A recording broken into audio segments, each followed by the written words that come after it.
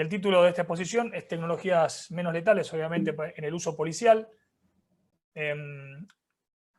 No voy a hacer el repaso de lo que es uso racional de la fuerza o uso progresivo de la fuerza, porque realmente hemos tenido una clase magistral por parte de Cecilio cuando comenzamos y después de Seba Fara, que nos lo bajó al ámbito local. Así que esto lo habíamos visto en el primer seminario, o por lo menos a mí me había tocado exponerlo.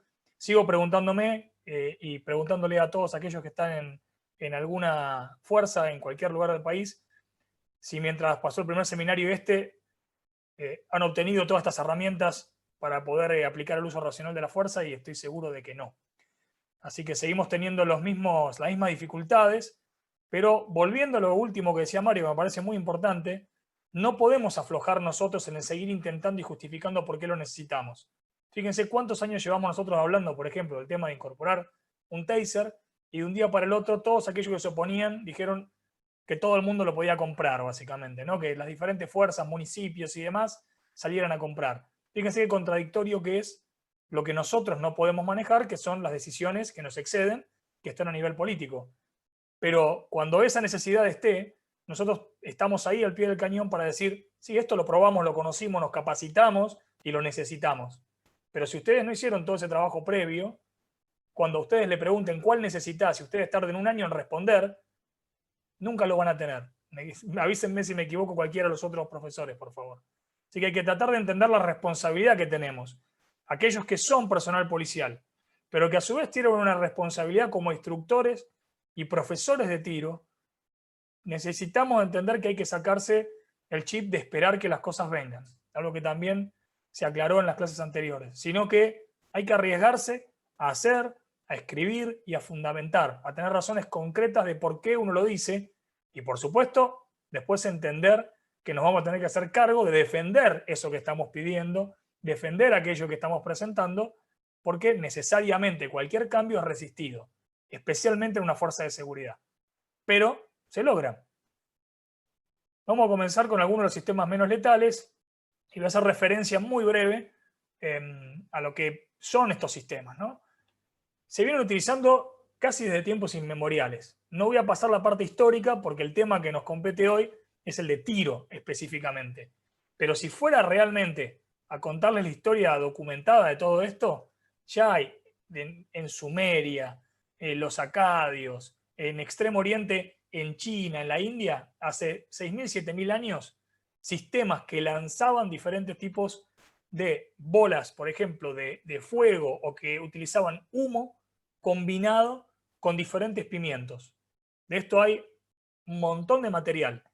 Entonces, lo que hoy vemos como, por ejemplo, una granada de CS, de OC o de CN, cualquier otro material que creemos que es lo más moderno del mundo y que fue un invento de hace 2 días, la realidad es que tiene miles de años y lo que se ha logrado es una mayor tecnología, un dispositivo más moderno, ¿sí? Un retardo de 1,5 segundos, todo lo que ustedes quieran, pero es más reciente, es una evolución bastante cercana.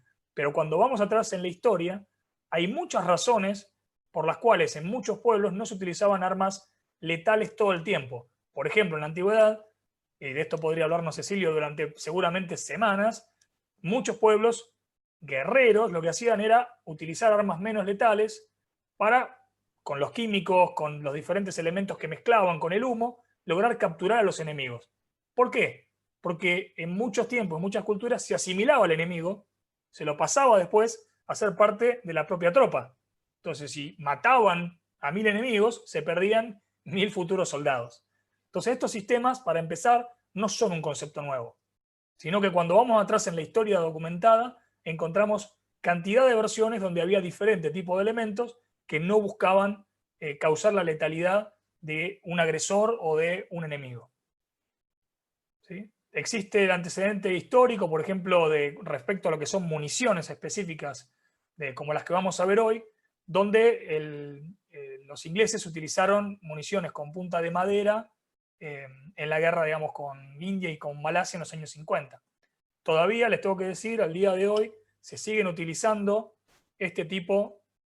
Esto es un cartucho de 40 milímetros, y se siguen utilizando este tipo de monobatones simples, dobles o triples en muchísimos países del mundo. O sea, nosotros no lo tenemos permitido y la mayoría de los países de América tampoco. Pero, por ejemplo, en la India, en Extremo Oriente, en algunos países de África, se siguen usando lanzadores en uso policial que tienen monopostas, pero de madera. Así que es importante por lo menos saberlo. En Estados Unidos se desarrolló mucho, justamente en la época que marcaba hoy, que Cecilio mostró con Martin Luther King, ¿no? Esa época hubo un desarrollo donde empezó a aparecer más tecnología en la necesidad de no ir al choque de forma letal, con manifestaciones muy grandes y muy violentas que se daban en Estados Unidos. Se invirtió mucho dinero en ese desarrollo y empezaron a aparecer los primeros sistemas específicamente menos letales.